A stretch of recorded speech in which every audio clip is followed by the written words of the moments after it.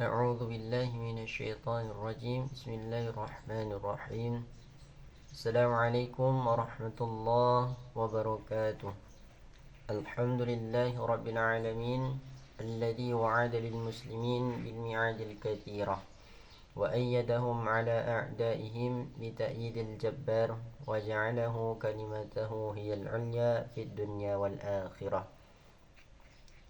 أشهد أن لا إله إلا الله وحده لا شريك له وأشهد أن محمدا عبده ورسوله لا نبي بعد أما بعده. Hadirin kaum muslimin dan kaum muslimat rahimakumullah, tak bosan-bosannya kita selalu kembali kita mensyukuri nikmat yang telah diberikan oleh Allah Subhanahu wa taala kepada kita semuanya. Atas nikmat yang diberikan Allah tersebutlah kita masih mampu melaksanakan kewajiban demi kewajiban kita yang mestinya memang kita lakukan. Salawat dan salam tak lupa pula kita sampaikan kepada Allah, semoga selalu disampaikan kepada Nabi Muhammad sallallahu alaihi wasallam. Kemudian dengan selalu bersalawat, mudah-mudahan kita mendapatkan syafaat Nabi Muhammad sallallahu alaihi wasallam di yaumil akhir nanti. Amin amin ya rabbal alamin. Kaum muslimin dan muslimat rahimakumullah, pada kesempatan kali ini sedikit saya ingin menyampaikan kultum singkat yang bertema yaitu hikmah daripada Isra dan Mi'rajnya Nabi Muhammad sallallahu alaihi wasallam. Kaum muslimin dan muslimat rahimakumullah, pada kesempatan ini kita membicarakan tentang hikmah Isra dan Mi'raj, satu peristiwa masa lampau yang tetap tidak kehilangan relevansinya untuk kita jadikan pelajaran bagi kita yang hidup di penghujung abad ke-21 ini. Kalau kita perhatikan hadirin jamaah rahimakumullah, hampir setiap bulan dalam Islam mempunyai nilai-nilai sejarah. Kalau kita bicara Muharram misalnya, kita diingatkan dengan peristiwa hijrah. Kalau kita bicara bulan Ramadan, kita diingatkan dengan peristiwa nuzulul Quran. Kita bicara bulan Zulhijjah misalnya, kita diingatkan dengan peristiwa kurban. Kalau kita bicara bulan Syawal, kita diingatkan dengan Idul Fitri. Dan kalau kita bicara bulan Rabiul Awal, kita diingatkan dengan Maulid Nabi. Dan kalau kita bicara bulan Rajab, kita diingatkan dengan peristiwa Isra dan Mi'raj Nabi Muhammad sallallahu alaihi wasallam. Sebagai yang kita maklum, Quran itu memang bukan kitab sejarah, tetapi di dalam Al-Quran banyak menceritakan peristiwa-peristiwa bersejarah. Dan kalau kita perhatikan gaya bahasa yang digunakan oleh Al-Quran, di dalamnya menceritakan peristiwa-peristiwa bersejarah, itu berbeda satu dengan yang lainnya. Istimewa sekali bahwa untuk menceritakan peristiwa Isra dan Mi'rajnya Muhammad sallallahu alaihi wasallam, Allah memulai ayatnya dengan menggunakan kalimat tasbih, seperti yang kita baca di dalam Quran surat Bani Israel ayat pertama. A'udzu billahi minasy syaithanir rajim. Bismillahirrahmanirrahim. Subhanalladzi asra bi'abdihi lailan minal masjidil haram ilal masjidil aqsa alladzi barakna hawlahu linuriyahu min ayatina innahu huwas sami'ul basir. Sadaqallahul azim.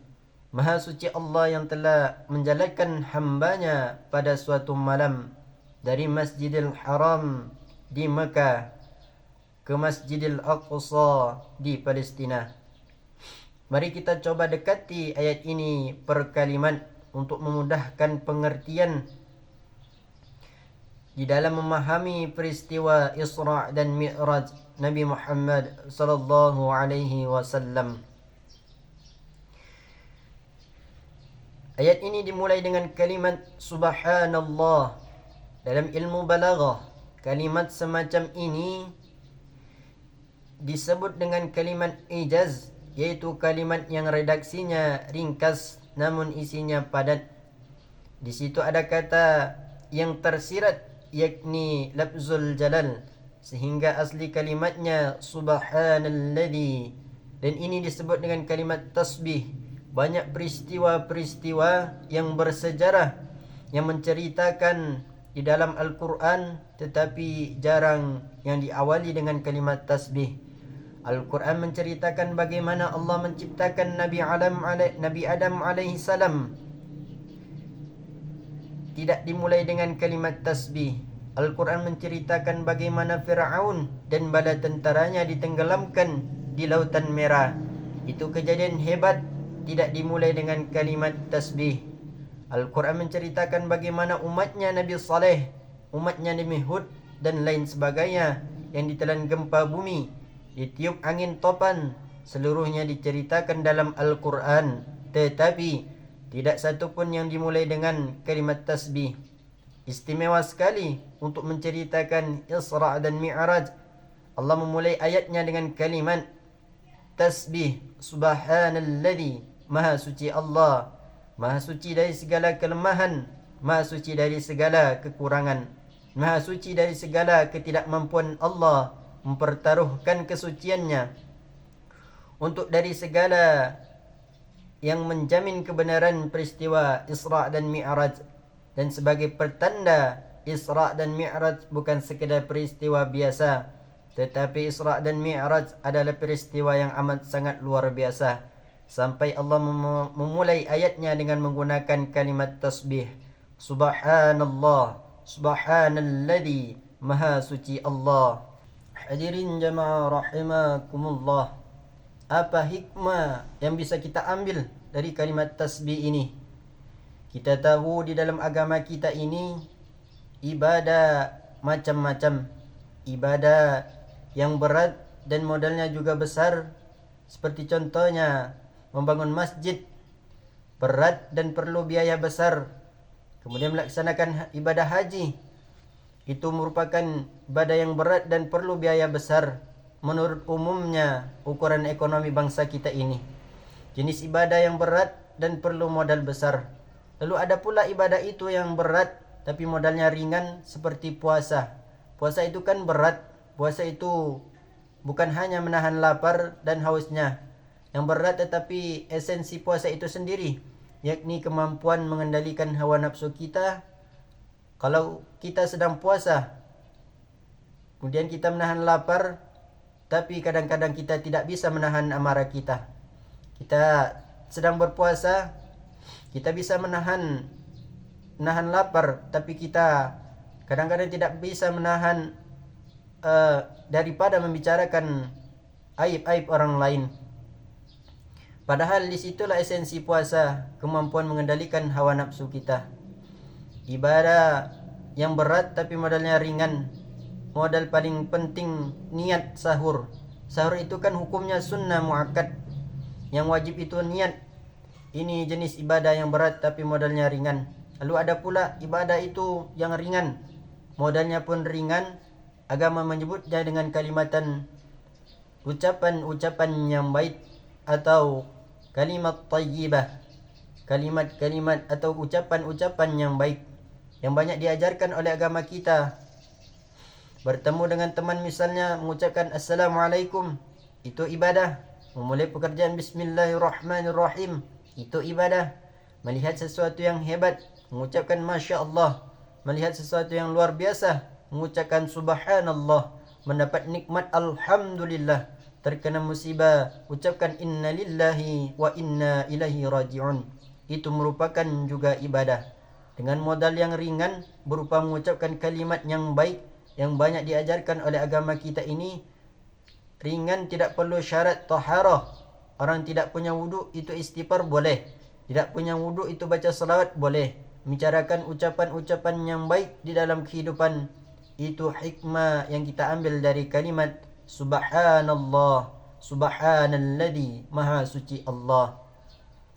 Hadirin jamaah rahimakumullah, maka dari itu marilah kita ambil hikmah dari kalimat yang singkat ini, namun maknanya sangat luar biasa.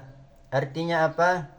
Mungkin saja kita melakukan amalan-amalan soleh kita kecil di mata kita, namun mungkin saja itu sangat luar biasa besarnya di mata Allah Subhanahu wa taala. Maka dari itu, marilah kita senantiasa untuk terus selalu bersemangat melakukan amalan-amalan soleh, walaupun amalan soleh itu kecil di mata kita. Maka dengan niat yang lurus, insya-Allah itu bernilai sangat besar di mata Allah Subhanahu wa taala. Mungkin ini yang dapat saya sampaikan, lebih dan kurang mohon maaf. Wassalamualaikum warahmatullahi wabarakatuh.